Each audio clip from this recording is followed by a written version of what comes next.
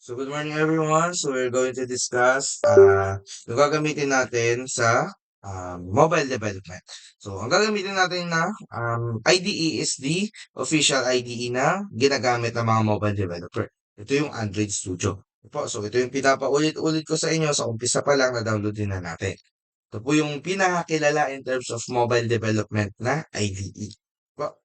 So, ito po. So, kung gusto niyo mag-Flutter, meron kayong downloadin na other libraries. Okay? So, pwede kayo manood sa mga YouTubes or something na demo para at least ma-download nyo yung parang ganito. Okay po?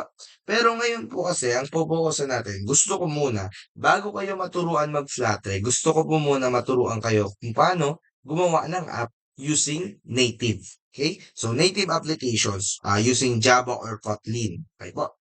So, para at least bago kayo mag cross-platform, familiar na kayo dun sa mga parts or components na makikita mo sa cross-platform or sa Flutter mismo. Next. So, paano nga ba gumawa ng project sa Android Studio? So, first is, pag native yung gagamitin natin, new project. Pero kapag Flutter is lalong-lalo kapag may libraries na kayo, Flutter. Pero sa ngayon po, new project muna tayo. New project. And then choose empty views activity. The reason why we choose this is dahil po meron na siyang built-in na mga libraries, etc. Okay, may mga naka-built-in na po siya. So later is papakita ko sa inyo. Choose lang po dito is yung phone and tablets. Make sure lang na nakaselect dyan. So next lang natin yon. After po nito is dito sa name, we're going to create kung ano man yung applications na gusto nating pangalan sa kanya. Kung maalala po natin, in every application sa mga cellphone natin, may makapansin tayo, ML, YouTube, Facebook, yung mga nasa ilalim ng icon, basically dito po natin ilalagay yun. Okay po? So for example, demo. Okay, so for demo lang naman to. No?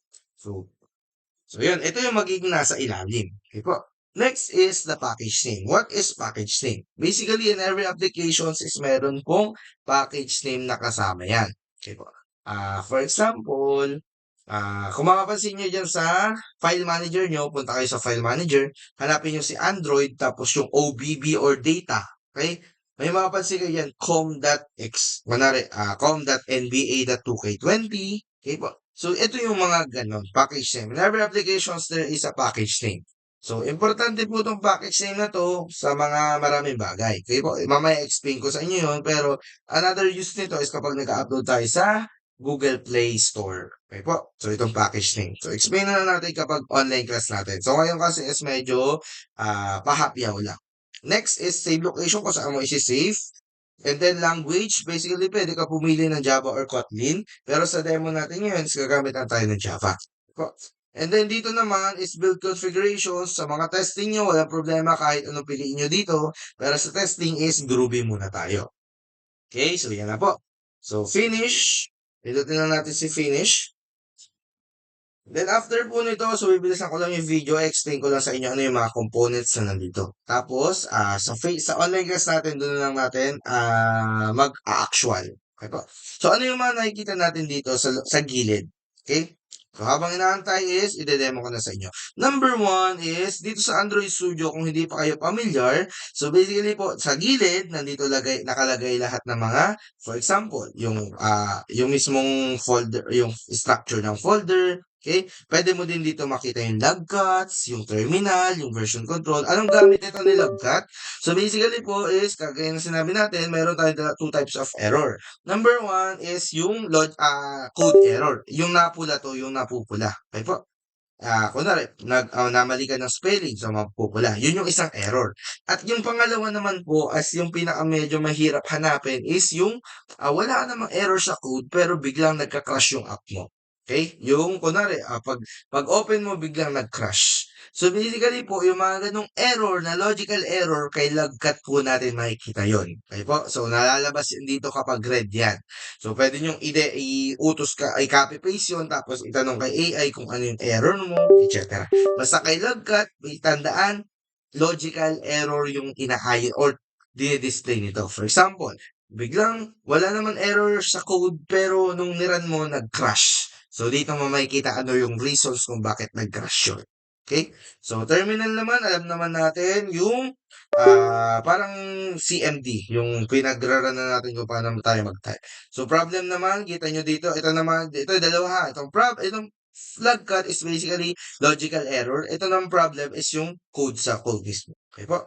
So, yun yung makikita natin dito sa left side. So, sa taas naman is nakikita natin dito sa taas, dito, okay, yung file, edit, view, navigate, code, refactor, build, and run. Maraming purpose yan, pero isa-isa na natin kapag nadadaanan natin. Pero ang tandaan lang natin dito, sa files, pwede ka mag-new project, yung create na kung ano man, mag-save, okay? Dito naman sa build, pwede ka mag-create ng pang Play Store dito, okay? So, marami pang purpose. Pwede nyo isa-isahin yan, pero hindi mo na natin siya dadaanan ngayon. Pinakita ko lang sa inyo na nandito yan sa My Hamburger button para makita yung mga ganyan. Okay po? Next one. So, next, ito naman part na to is kung sino yung pagraranan mo na device. Okay? So, nakikita natin dito, kung kunwari, i-run ko yung code ko kay user na, uh, emulator. So, minsan kung may isaksak man tayong cellphone dito, makikita din natin yan dito. Okay po? So, dito natin makikita yung mga devices na available natin. So, run button naman, alam naman natin yan, nagpaparan ng mismong code. Debug naman is tagakita kung anong may error, etc. Okay? Tapos, next naman is, nandito naman sa gilid, yung mga kailangan. So, Grada is medyo may kailangan tayo dito pagdating sa kapag nagpo-Firebase na tayo. So, soon is madadaanan naman natin to. Okay po. Tapos, device manager, ano yung mga available mong emulator, ano mga available device. Running device naman, dito mo makikita yung current na cellphones mo, current na device mo. Okay? Dito mo, kunwari, di-run mo. Makikita mo dito or madi-display dito yung mismong app mo. So, magbibigay ako ng example. Kunwari, sasaksak ko yung cellphone ko. Wait lang. So, sasaksak ko yung cellphone ko.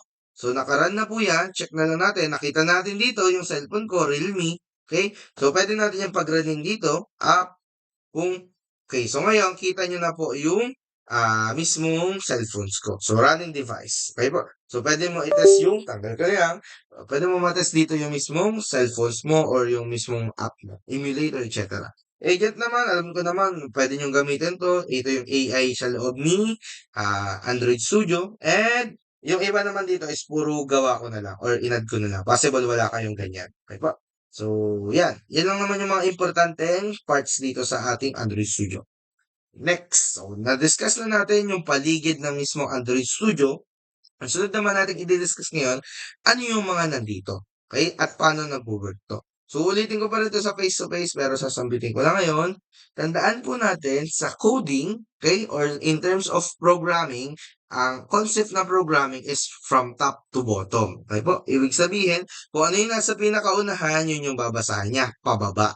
Okay, ganun yung concept. So, ngayon naman, ang gusto kong paintindi sa inyo kung paano nag-work tong Android Studio. Sa Android Studio po, once na pinindot mo yung run button, ang unang pupuntahan nito is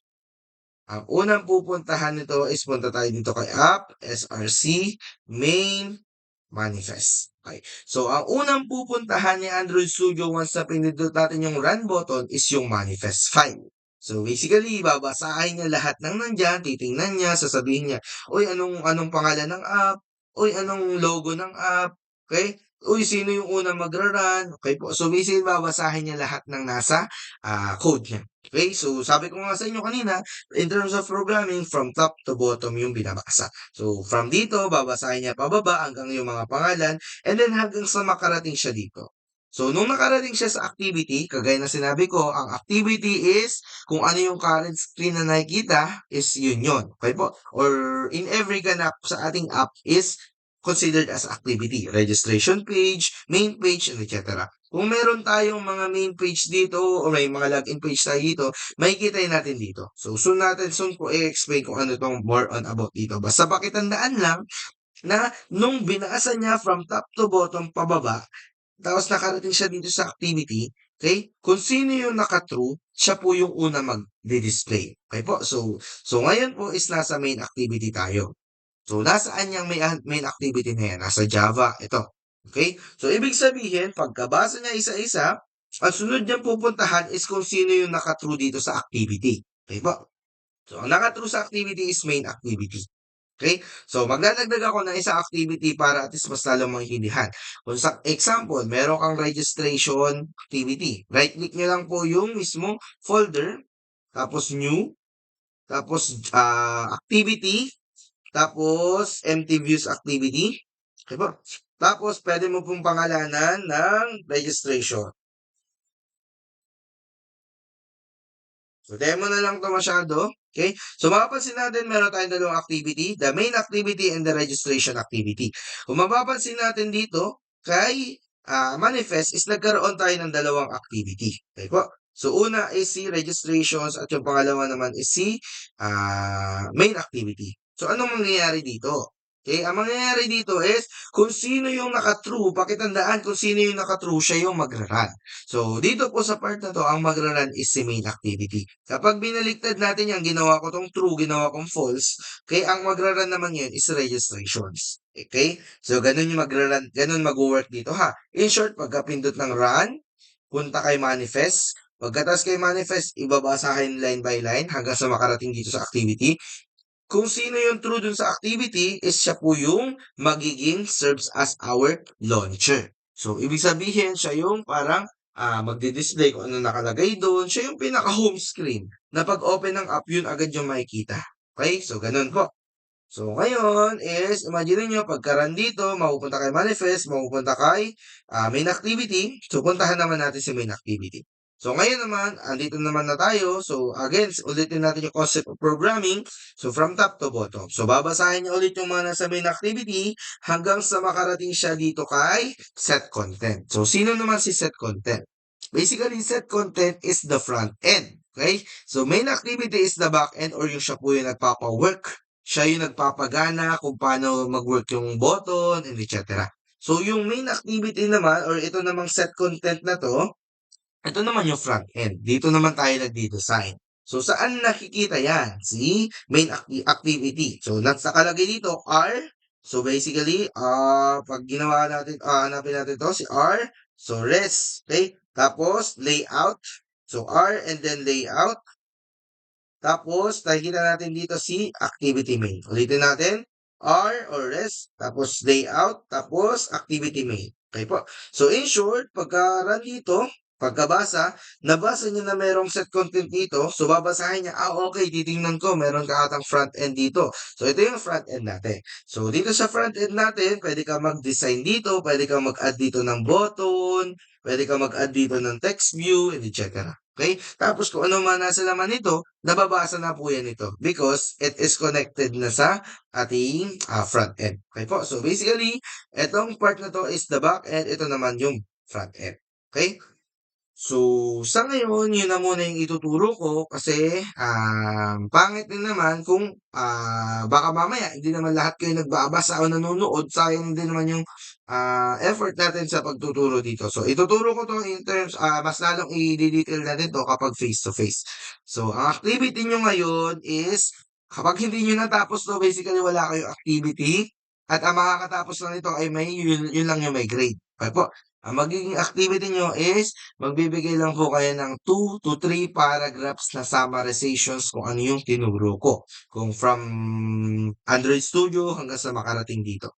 So, yun lang po. So, pwede nyo ulitin yung video, kahit ano po. Basta, hindi ko i-announce yung activity nyo. Kapag hindi kayo nanood, halata na anong ginawa nyo, hindi nyo pinanood. Okay po? So, yun po yung pinaka-activity nyo ngayon. So, thank you po and ingat sa lahat and see you sa Wednesday. Online class ulit tayo. Dun ko lang po kayo tuturuan mag-develop na. Okay po. So, make sure na may Android Studio na at wag pong kakalimutan mag-download ng Flutter libraries. So, goodbye po and thank you.